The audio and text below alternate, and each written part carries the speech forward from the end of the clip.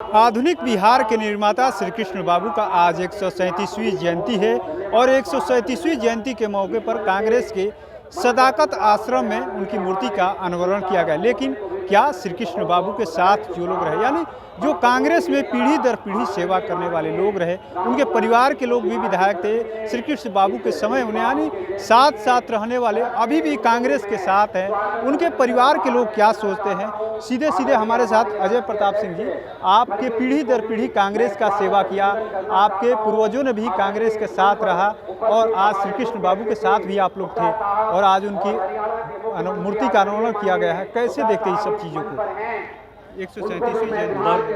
137वीं जयंती बिहार बरगीघा के फूल बिहार के श्री बाबू का आज जयंती है।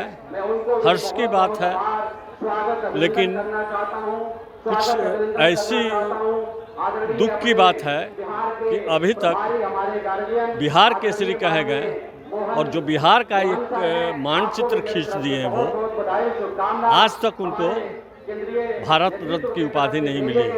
उसके पीछे कारण है कि सवर्ण जाति से थे और आज की राजनीति जो है पहले से भी जातिगत राजनीति भूल गई है इस तरीक़ा से राजनीति में कि श्री बाबू तो सभी के नेता थे, सभी जाति के, सभी धर्म के।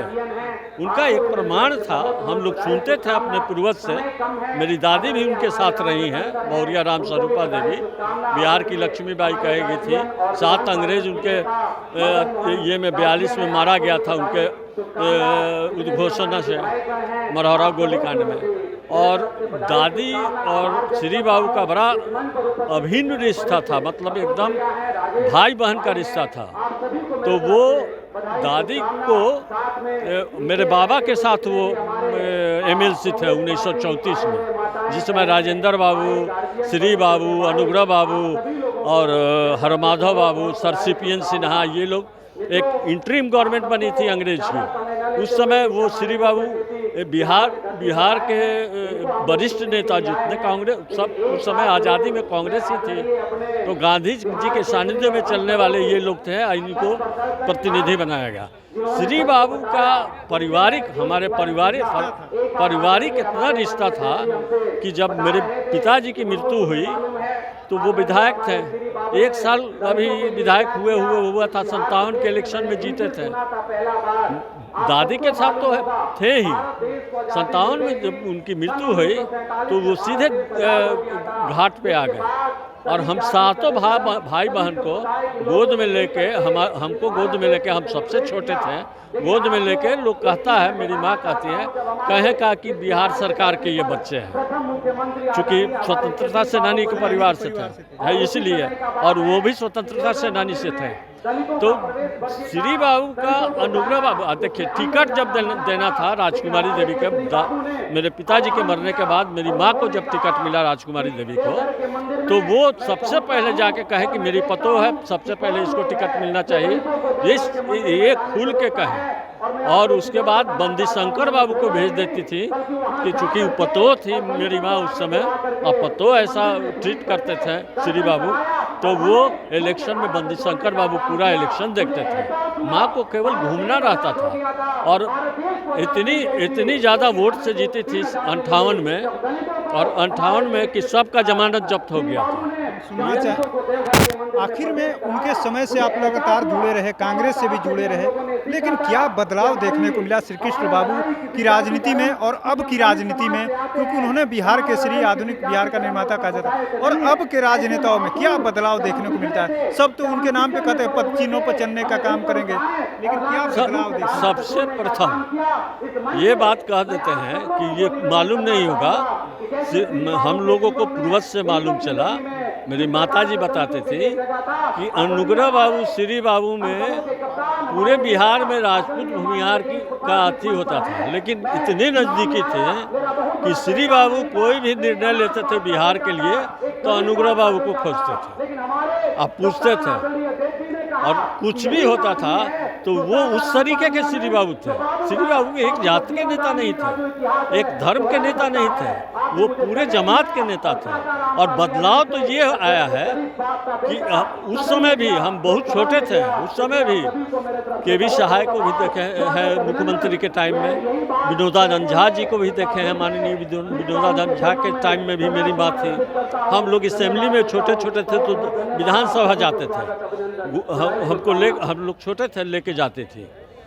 तो उस समय भी देखे थे, उस समय का श्री बाबू के टाइम में तो हम थे नहीं, लेकिन जो राजनीति में बदलाव आया है, जो घृणित बातें होने लगी है, भाजपा जो इस समय घृणित बातें करने लगी है, सोनिया जी को कुछ कहने लगा है, राहुल जी को कुछ, जननायक राहुल जी को कुछ कहता है, ये बड़ा भर्त्सना की बात है। आज की राजनीति का स्तर गिर गया है। आप मानते हैं कि जाति और धर्म की जब से बातें आई तब से श्री बाबू जैसे लोगों का अवमानना हुआ, जब से राजनीति से दुराव हो गया, कोई पहचानने वाला नहीं है। जो पूर्व में स्वतंत्रता सेनानी थे, राजेंद्र बाबू थे, श्री बाबू थे, अनुग्रह बाबू थे, उन लोगों का नाम लेने वाला नहीं।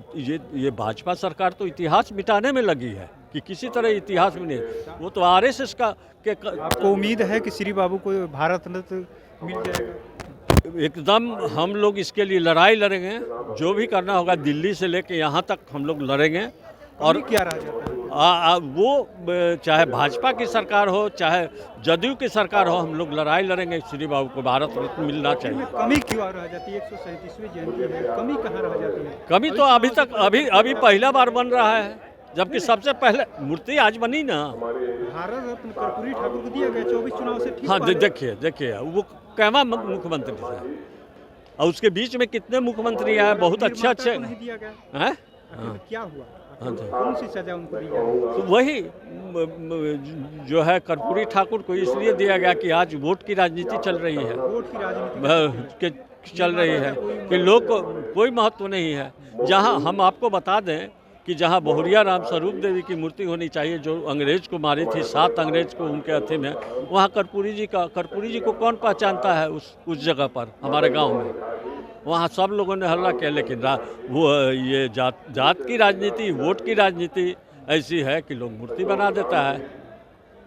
2 भाग में बांट दिया है पूरे भाग। आपको दिखता है किसी में छवि दिखती है, कोई नेता ऐसा है जो उनके पद चिन्हों पर चल रहा है? श्री कृष्ण बाबू के पद चिन्हों पर कोई ऐसा नेता आपको नजर में है, दिख रहा है? हमको तो हमारे जननायक राहुल गांधी जी हैं, वैसे आदमी चाहिए। वैसे आदमी चाहिए? हाँ, बिहार में भी वैसा आदमी चाहिए।